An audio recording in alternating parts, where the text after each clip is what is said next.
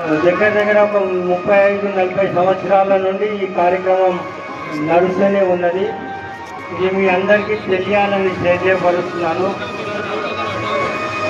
ఈ ఏనుగు అంబారి పైన ఇవాళ కూర్చున్న కపూర్ ఫ్యామిలీ వారు, అలాగే గోవా రమేష్ ఫ్యామిలీ పిల్లలు ఉన్నారు. వారికి అమ్మవారి ఆశీస్సులు ఎల్లప్పుడూ ఉండాలని మేము కోరుకుంటున్నాము.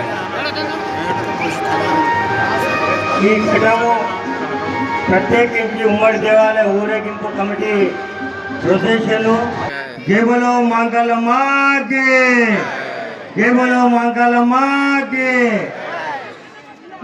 కొద్దిగా అది టైట్ అయిన తర్వాత ముందుకు తీసుకెళ్ళండి. సార్ గారు పూజలు నిర్వహిస్తారు.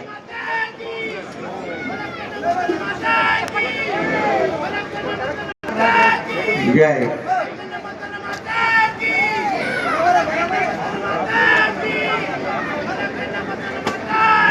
జై జై. చలో ఇప్పుడు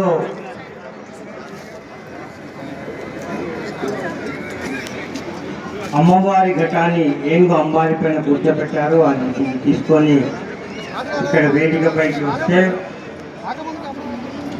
సార్ ద్వారా దాన్ని పూజలు నిర్వహిస్తారు.